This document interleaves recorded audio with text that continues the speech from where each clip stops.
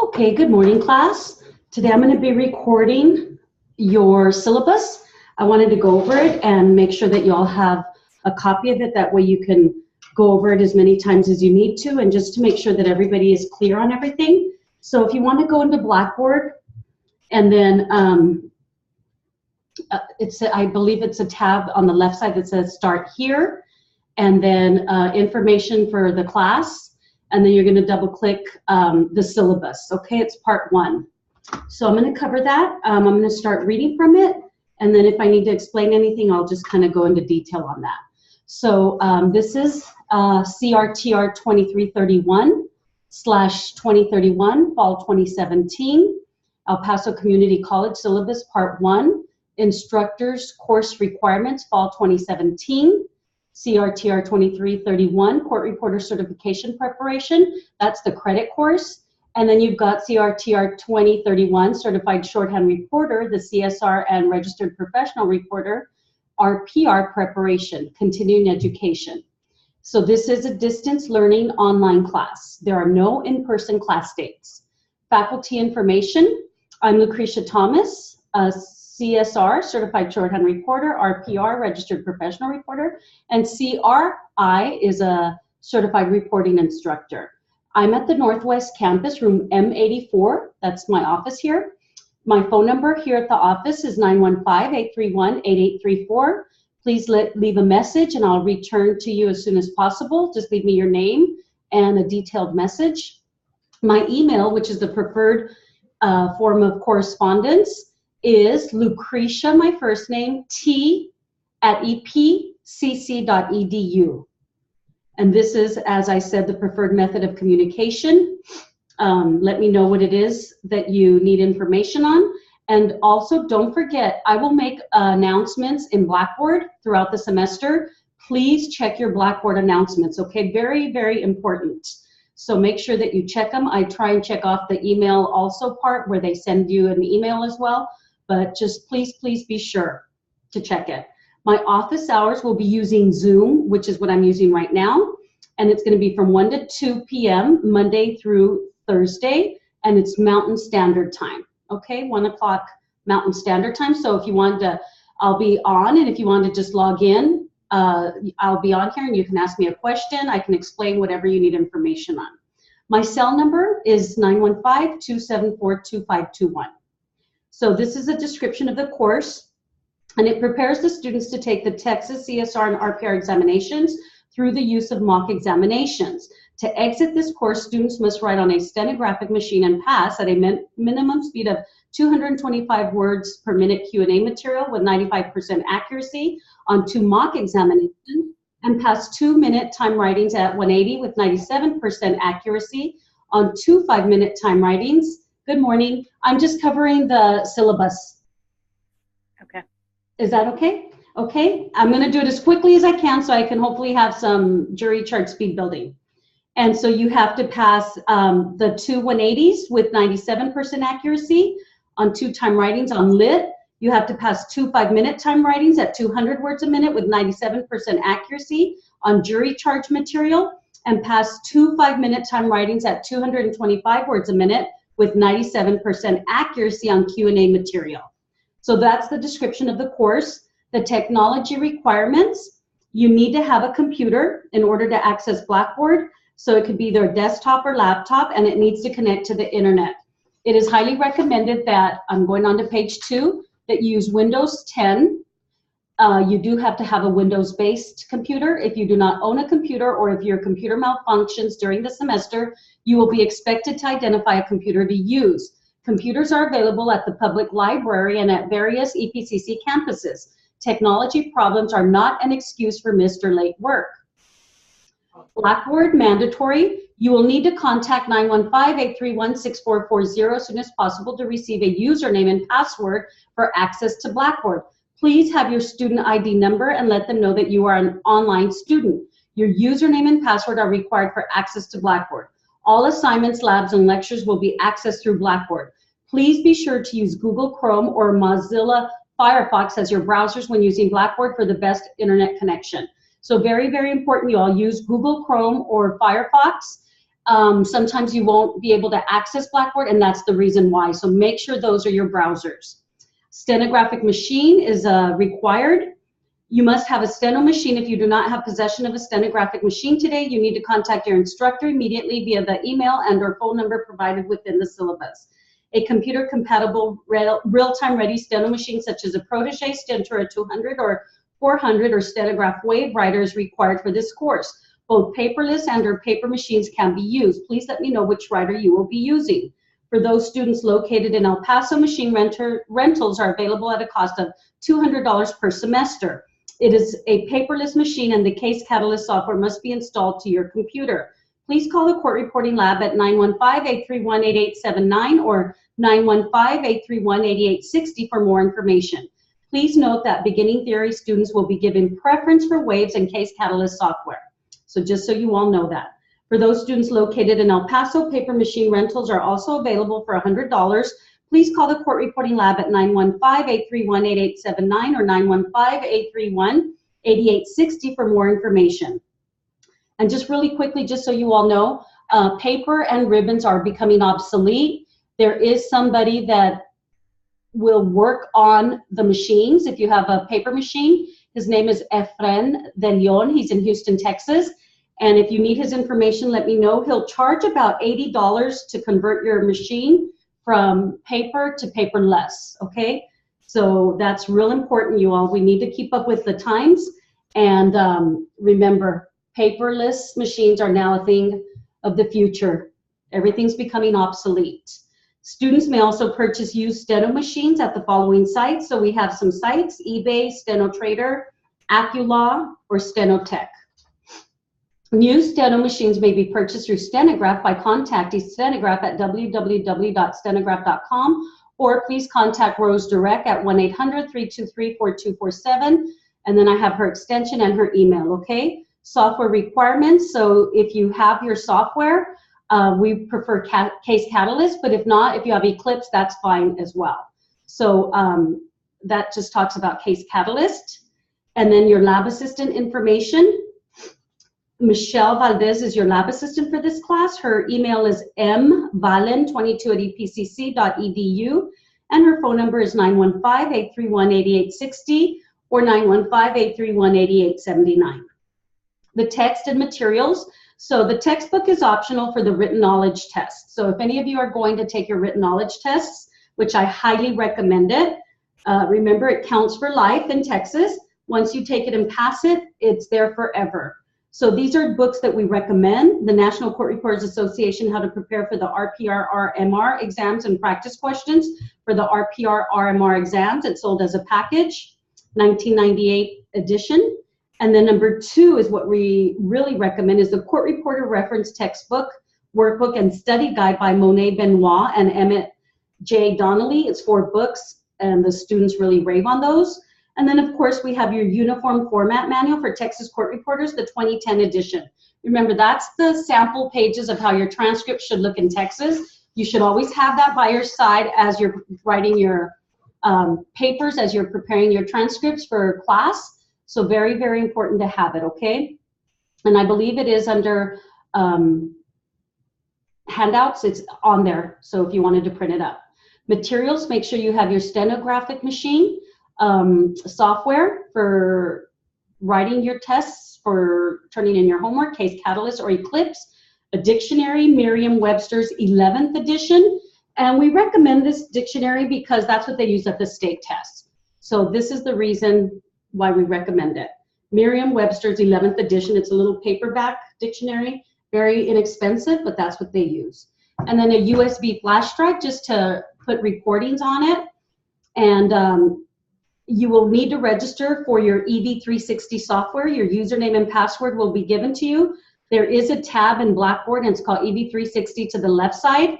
Watch the video, and you all need to fill out your information and send it to EV360, and they'll give you your username and password, and then you have access. Okay? It is going to be mandatory that you perform 5 hours a week of practice in EV360. So make sure that you all are accessing that. Course requirements, this is for credit students only. So If you're credit, then this pertains to you. If you're CE, this doesn't pertain to you. Evaluation. In order to pass this class, you need to pass 2 5-minute time writings at 180 words a minute with 97% accuracy on lit. You need to pass 2 5-minute time writings, each 200 words a minute with 97% accuracy on jury charge. And then you have to pass 2 5-minute time writings at 225 with 97% on Q&A. And then you need to pass 2 mock certification examinations with 95% accuracy after you've met the requirements of 1, 2, and 3. So you've got to pass your individual tests first. You got to pass a lit, 2 lits, 200 jury charges, 225 Q&As first. Let's say you pass a mock and you pass all 3, then that counts, okay? They each count for 1 pass test, but you need to pass your individual tests, only 6 at 97%, and then your mocks are at 95, 2 of them, okay? They're not back to back, it's one whenever you pass and the other one whenever you pass it. Okay, so 2 at 95%. The grading scale, attendance will be verified by Blackboard and class must be attended 80% of the time, which is 13 or more absences would give you an F. So you have 12 absences for 80%. Any more than that, you get an F or I'll drop you from the class. And this is pertaining to both credit and non-credit students, okay? Very important that you access Blackboard. It'll tell me who did. And then if you log in live with me, then I will take track of roll, okay? All required time writings must be passed for an A. So you need to pass 8 time writings. That's how many are required, plus 95% of your homework notes and 95% of dailies turned in. You need, for a B, 75% of required time writing. So I have it in bold letters, 6, plus 90% of homework notes and 90% of dailies turned in. Or you have an option here, 50% of your required time writings, which would be 4 time writings, plus 95% of homework notes and 95% of dailies turned in. So that's for the B. The C is 50% of your required time writings, which is 4 pass plus 85% of homework notes and 85% of dailies turned in, or 25% of required time writings, which is 2. So you would only need 2 for a C to pass 2 tests, and then you do 90% of the homework turned in. Okay, so make sure you know that. D is you pass 1, 2, or no required time writings, but you still have to do 80% of the homework, you all. Very important that you understand that. An F is no required time writings and less than 80% of homework notes and less than 80% of dailies turned in. And then it says no. All required time writings, which are your tests, must be passed before the student will be issued a certificate of proficiency or be eligible to register for the continuing education course. So remember, once you're done with everything, you have to pass all your tests, and then you can register for the CE class, which is just so you can practice. You don't have to turn in homework anymore. You practice, you take our tests, you turn them in to be graded, and you're just making sure that you're consistently writing at the speed you're striving for. So the average grade, 90 to 100 is an A, 80 to 89 is a B, 70 to 79 is a C, 60 to 69 is a D, below 60 is an F. Continuing education students will receive a C for credit or NC for no credit if class is not accessed at least 80% of the time. So if you have 13 or more absences in Blackboard, then you're not going to get any credit if you're a CE student. And make sure that you realize that, because that's very important for this class, okay? C, homework and dailies. This does not apply to continuing education students. This is only for the credit students. Notes from 15 hours of practice are required per week. Refer to your practicum guidelines. And so I've modified your practicum guidelines. It's under start here, information for starting the class, and then it's under handouts. So make sure that you turn that in weekly, okay, with your homework. It should change every week depending on what you practice to. 5 hours of homework is mandatory in EB 360. Please send your homework and practicum guideline sheet via email to your lab assistant, Michelle Valdez, at mvalen22@epcc.edu, and then you carbon copy me at lucretiat@epcc.edu when using computer-aided software. The homework is due every Monday, you all. Please try and get in the habits of turning it in on Mondays. Also, you have 15 extra lab hours and dailies will be added to your homework totals at the end of the semester. So just so you know, Every semester, I'm going to give you 15 extra homework hours and 3 dailies, okay? So if there's a week that you didn't turn in anything, well, you're going to get credit for 1 week and then 3 dailies, 1 week's worth of homework, 15 hours, and then 3 dailies, just so you know. The homework notes for this class for 15 hours of practice average anywhere from 300 to 450 pages. So we're basing an hour on about 30 pages, you all. So this is just an approximation and depends on what homework you practiced. So if you're just writing words and words and words, you're like working on your theory, then it's going to be less. But remember, we should be getting about this many pages for 15 hours. So just so you know, you should be able to demonstrate to the instructor how you arrived at your weekly total. No more than 20 hours will be accepted at any one time, especially at the end of the semester. So remember, the most you could turn in is 20 hours at one time, and that's okay, but no more than that. In case you know you're going to be out of town the following week, that's allowed. The homework and/or lab hours to be turned in shall be done according to the practicum guidelines. Homework notes that are completed utilizing court reporting software must be emailed to Michelle and carbon copied to me. If you are using Case Catalyst, the best way to send your notes via email is, and so I give you a little description of how to send your notes, okay? 3 transcriptions of time writing dailies are required per week. Tests must be typed in their entirety and may be typed at home if not to be graded. Dailies must be turned in weekly. So y'all, when you're turning in your dailies, make sure you're editing them. That's the whole purpose, is editing your dailies and entering your untranslates into your dictionary. Very important to do that, okay? It's not just untranslates that you're just, you know, translating it using your software and then you're turning it in. You have to edit and make sure that you're seeing your errors and making entries into your dictionary. Very important. And so your dailies must be turned in by a group by September 14, October 12, and November 9, 3 per week. So September 14, we'll send you an email giving you a status on your dailies and homework turned in. And this is to ensure that dailies are being typed up during the semester. Any dailies not turned in during this time period will not be allowed to be turned in at the end of the semester.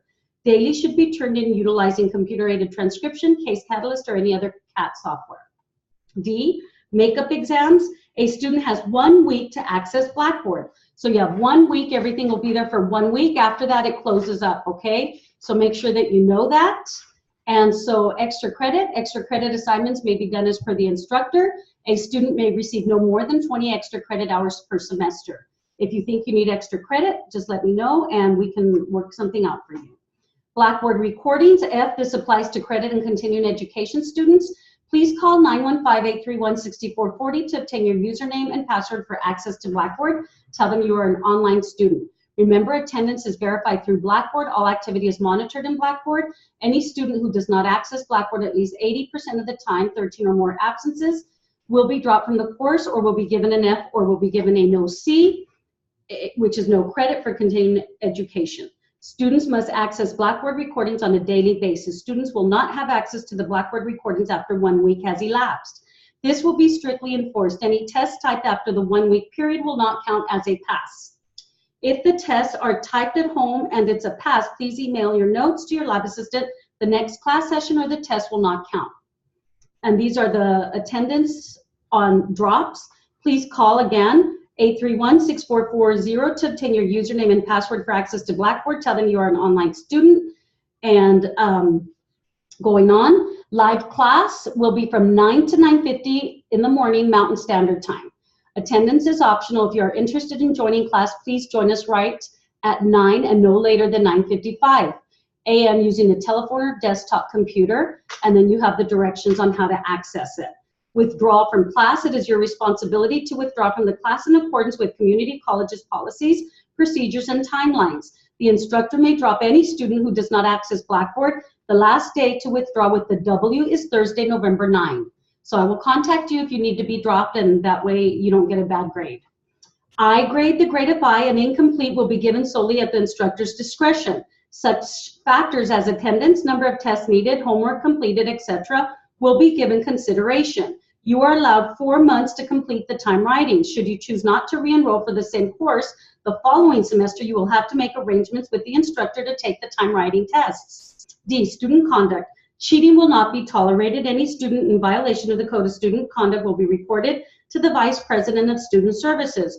Persons who are caught could be subject to community college sanctions as well as being given an F on the assignment. Students' notes may randomly be audited on past tests. This is to ensure the integrity of online testing. So just know anytime it'll be random, we can audit your notes to see how you're doing compared to what you turned in, okay? Student responsibility, misunderstanding or confusion should be communicated to the instructor. Students have the primary responsibility for asking for help in completing the course objectives and in seeking assistance when needed. Students are encouraged to keep their own records of dailies and lab hours turned in. So there's a sheet under handouts and it's dailies and lab hours.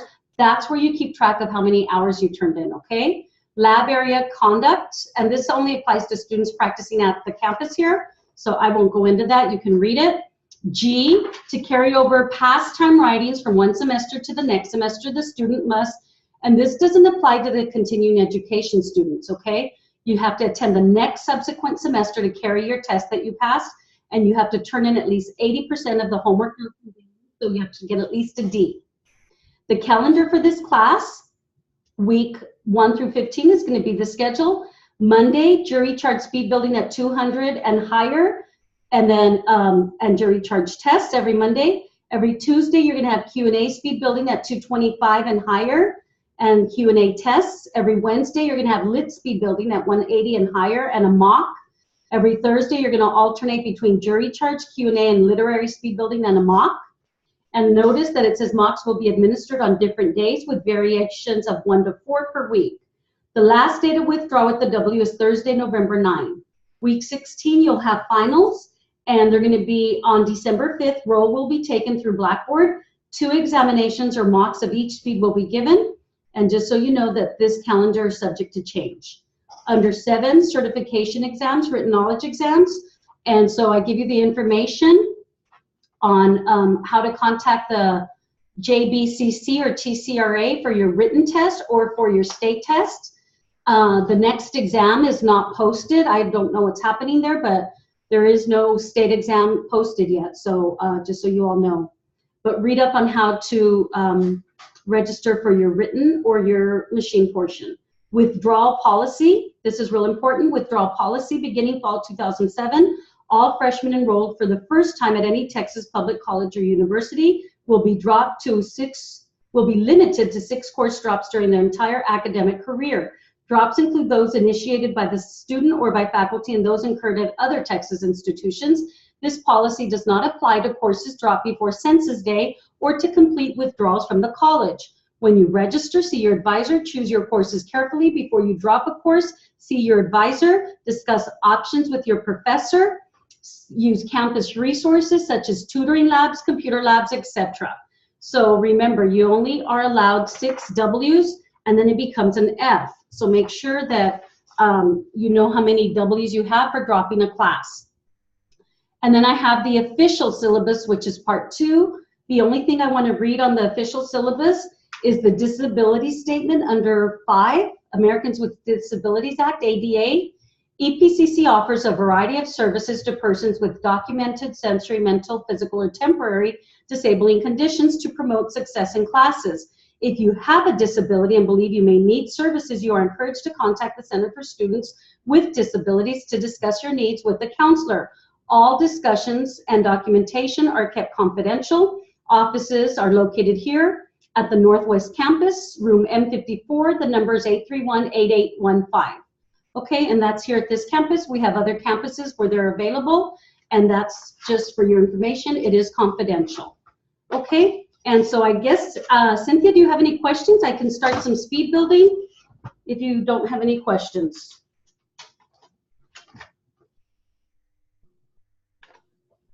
I don't have any questions. Okay, then let me start with some speed building. Remember, send me a quick email in case you did have anything, and I could answer that, okay? So I'm going to start with jury charge.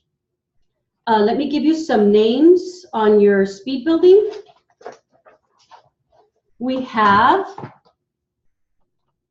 it's called Blind Children, Lieber's Congenital Amaurosis, Pam and Dick Little, Gerald Mulch, MD, Alan Ebert, MD, genetically, Bruce Wood, emancipation, optic nerve hypoplasia, Steve Little, Paul Little, inherited. Any questions there, Cynthia? It's a little tough.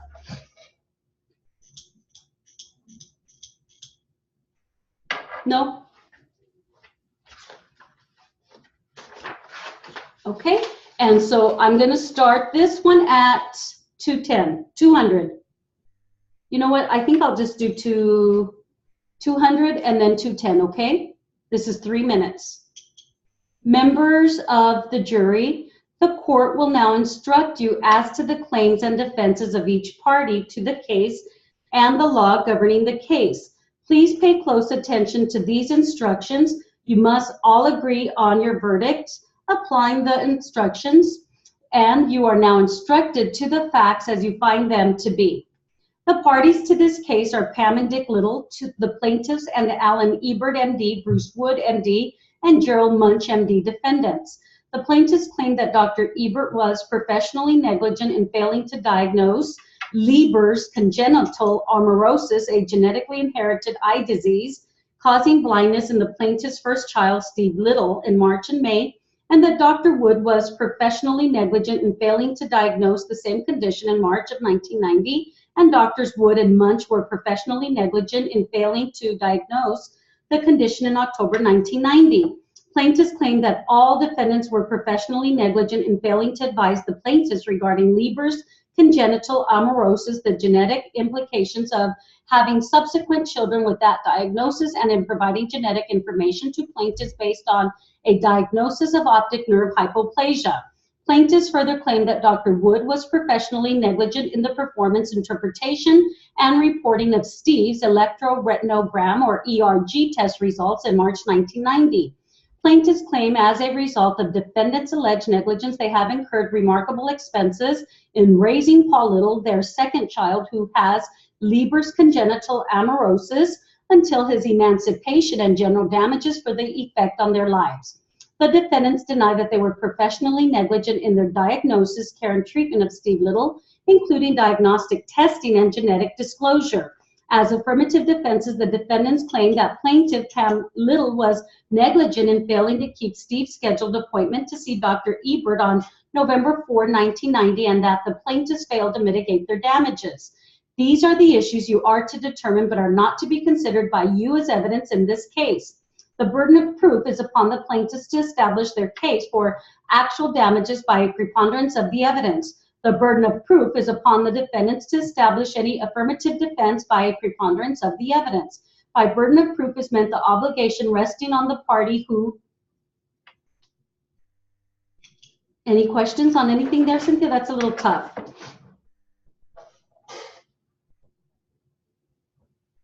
And real quickly, diagnosis is D-long IGS. D-long IGS, diagnosis. And you have genetically is Gen et Cli.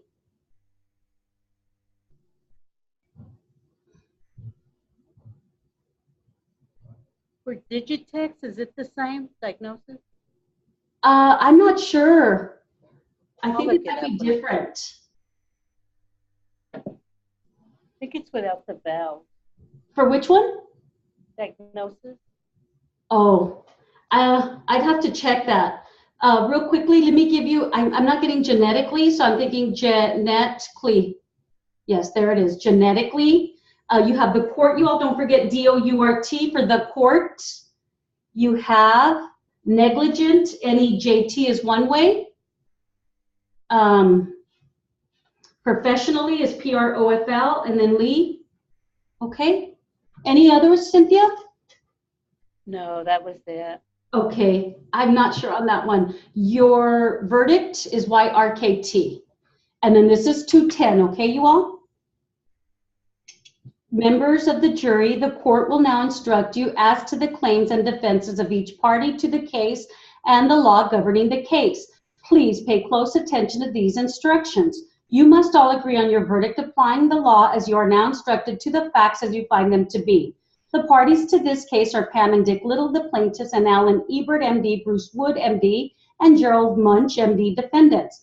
The plaintiffs claim that Dr. Ebert was professionally negligent in failing to diagnose Leber's congenital amaurosis, a genetically inherited eye disease causing blindness in the plaintiff's first child, Steve Little, in March and May, and that Dr. Wood was professionally negligent in failing to diagnose the same condition in March of 1990, and Drs. Wood and Munch were professionally negligent in failing to diagnose the condition in October 1990. Plaintiffs claim that all defendants were professionally negligent in failing to advise the plaintiffs regarding Leber's congenital amaurosis, the genetic implications of having subsequent children with that diagnosis, and in providing genetic information to plaintiffs based on a diagnosis of optic nerve hypoplasia. Plaintiffs further claim that Dr. Wood was professionally negligent in the performance, interpretation, and reporting of Steve's electroretinogram or ERG test results in March 1990.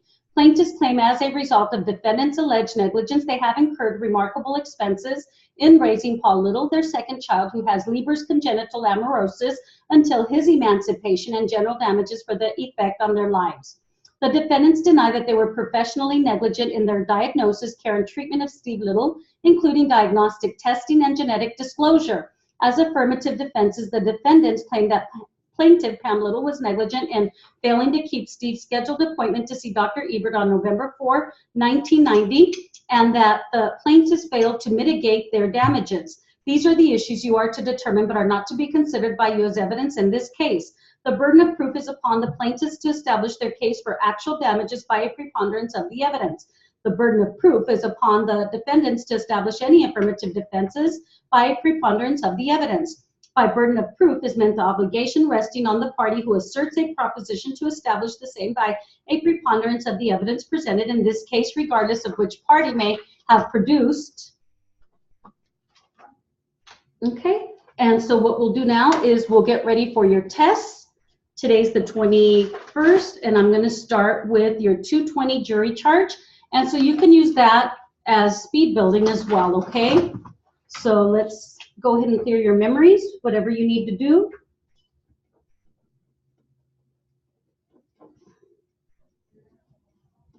And I'm going to start with 220. So use it as speed building. You've got proper names: Judith Ann Fox, Mary Beth Payne, Main Street, Maple Road, City of Plains, State of Kansas, tables of life expectancy in Kansas. And I believe Kansas is maybe KS twice with an asterisk. Yes, KS twice with an asterisk. Initial K, final S. And this is going to be 220 jury charge for 5 minutes.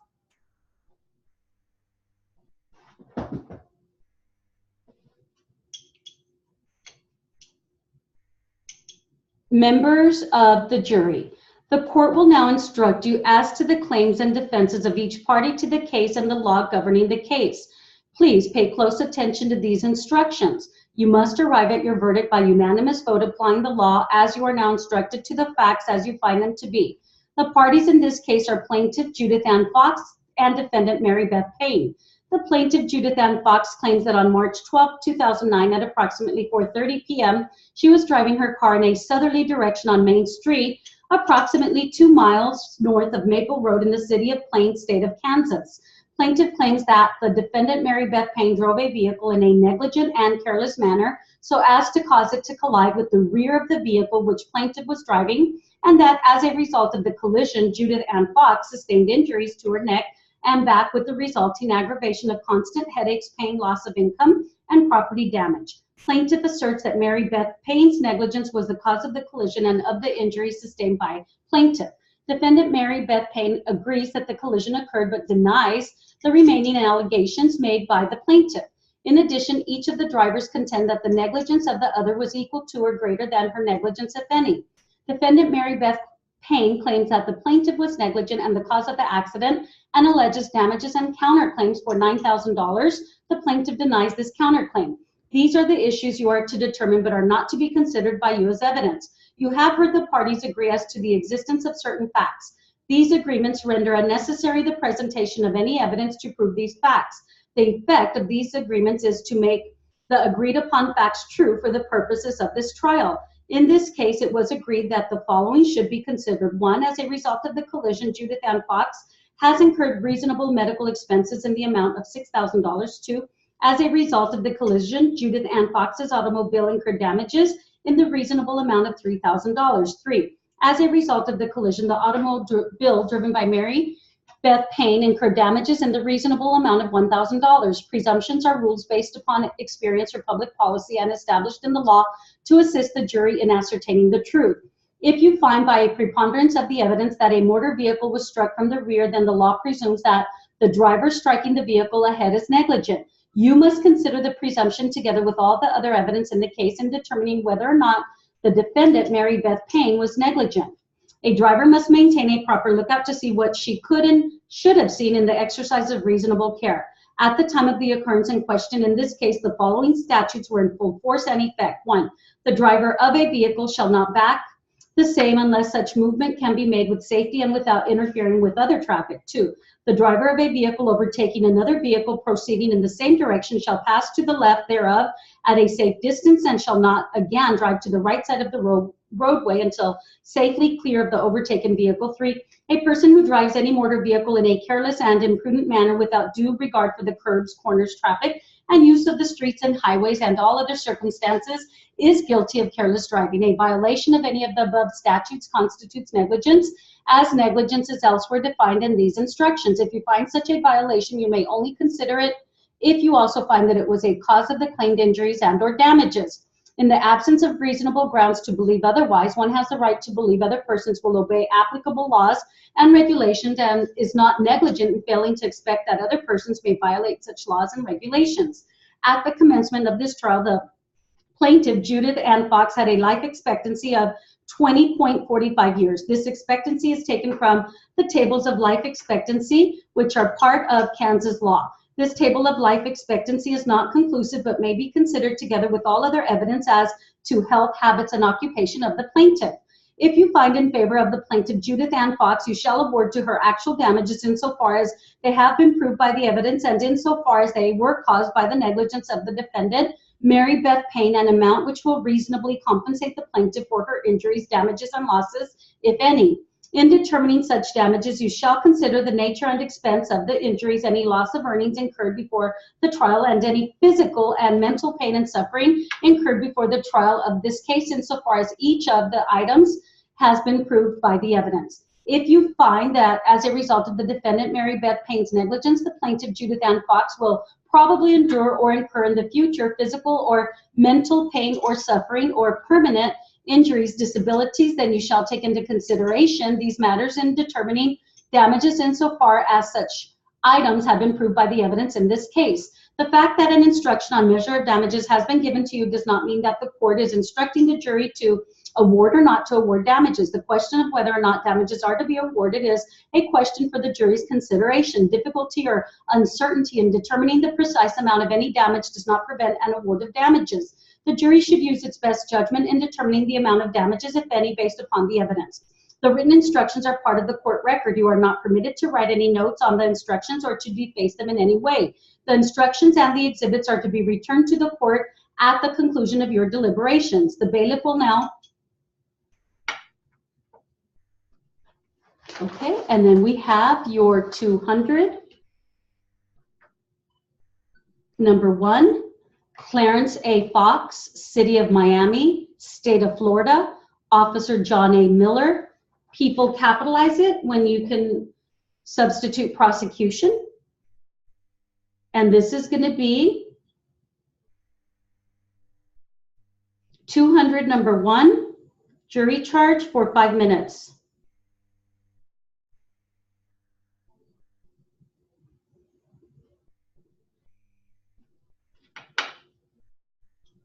Ladies and gentlemen of the jury, you have now heard all of the testimony and the evidence in this case, which is about to be submitted to you, and it is my duty at this time to instruct you as to the law that you should follow and apply. The information in this case charges that the defendant, Clarence A. Fox, on the 9th day of May, 1985, in the city of Miami, state of Florida, knowingly possessed or was in the possession of 2 balloons containing heroin. The defendant pleads not guilty. Knowledge of the identity of the heroin possessed is an essential element of the prosecution's case. Mere physical possession without more is not sufficient to warrant a presumption that the defendant actually knew the drug he possessed was in fact heroin.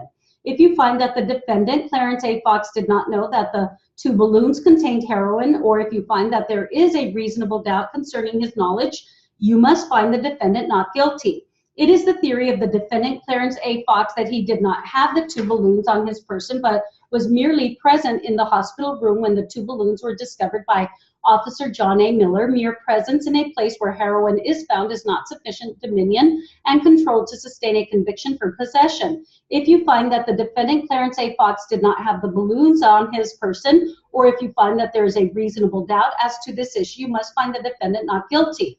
You are instructed that a person is guilty of criminal possession of a controlled substance, or heroin in this case, when he knowingly possesses a controlled substance, and as I said, this is heroin. I will instruct you that you may not return a verdict of guilty of criminally possessing a controlled substance unless the people prove beyond a reasonable doubt that the defendant did possess a controlled substance and did possess the controlled substance knowingly.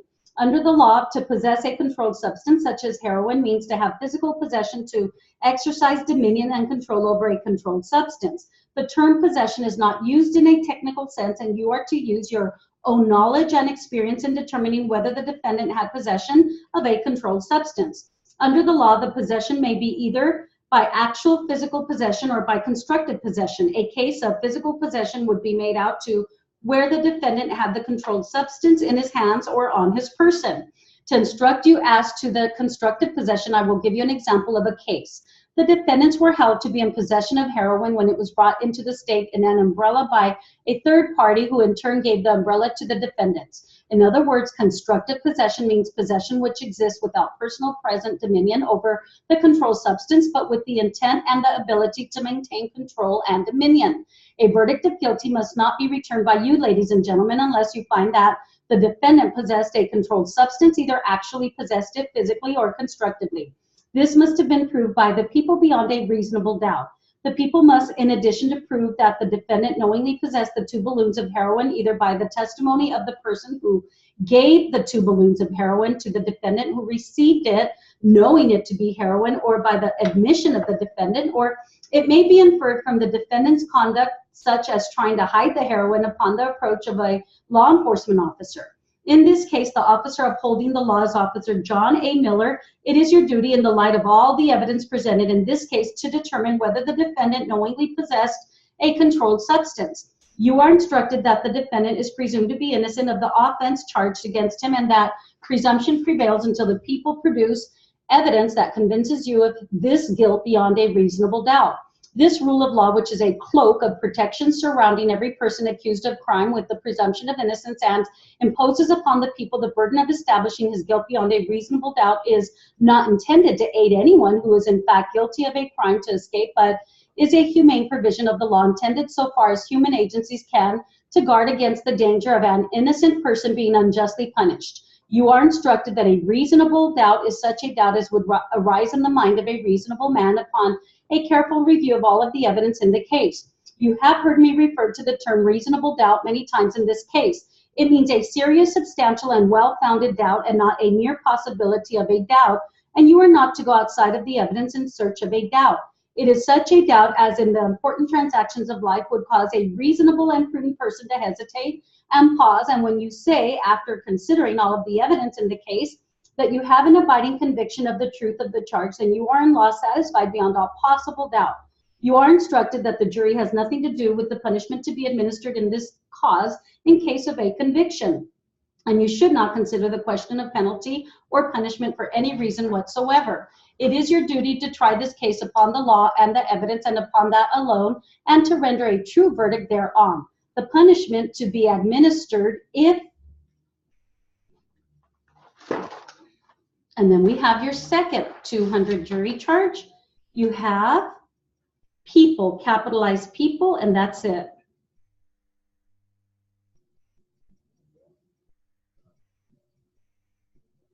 This is going to be then 200, number 2, for 5 minutes jury charge. Ladies and gentlemen, we have come to the point in this trial where you are here to decide this case. We are almost ready for final instructions. This jury panel that was called for the purpose of this particular jury term, which commenced 6 weeks ago, has had an intensive, stressful jury service. This is the end of this very long trial, and I commend you for your patience and attention to this trial, these proceedings. The defendant was charged with the crime of vehicular homicide, the crime of being a habitual traffic offender, and the crime of driving after his license had been denied. Every person charged with a crime is presumed innocent. This presumption of innocence remains with the defendant throughout the trial and should be given effect by you unless, after considering all of the evidence, you then are convinced that the defendant is guilty beyond a reasonable doubt.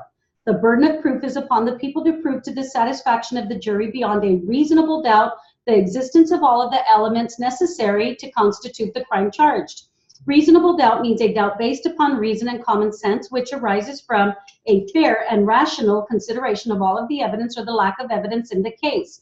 It is a doubt which is not a vague, speculative, or imaginary doubt, but such a doubt as would cause reasonable people to hesitate to act in matters of importance to themselves.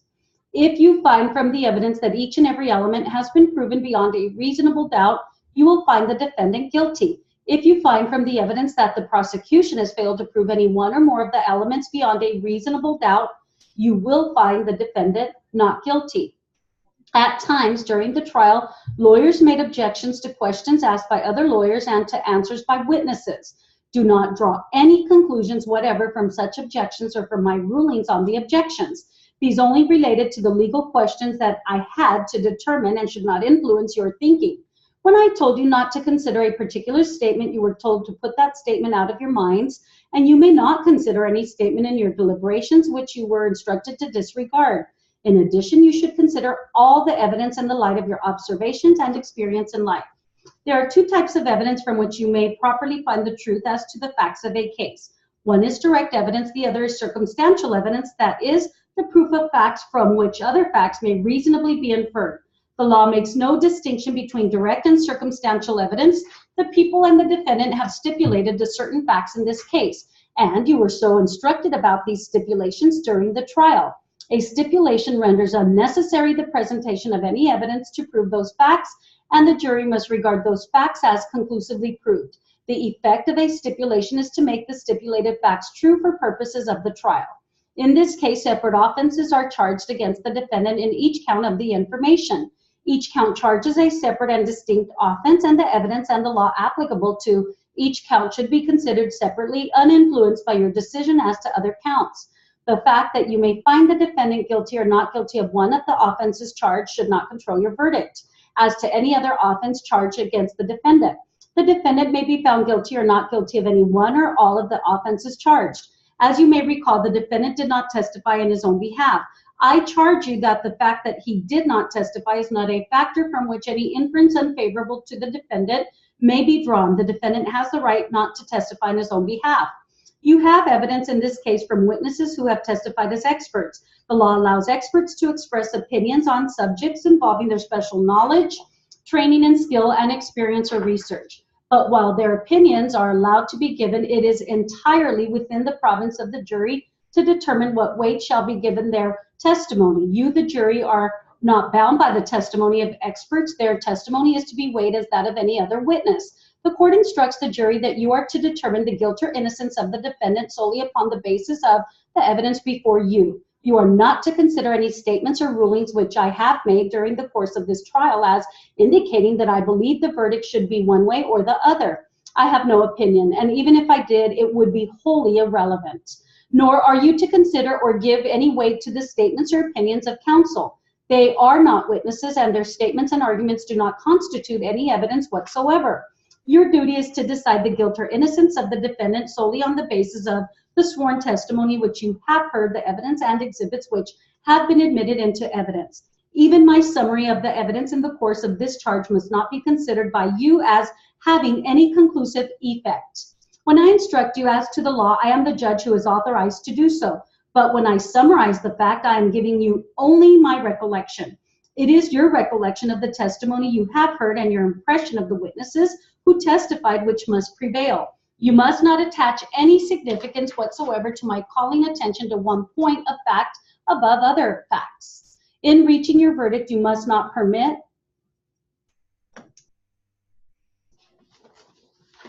Okay, so that concludes your test for today. You are welcome back. Let's give this your all this semester and have a great semester. Let me know if you have any questions, and I'd be more than happy to answer them, okay? Have a great day. You are welcome back.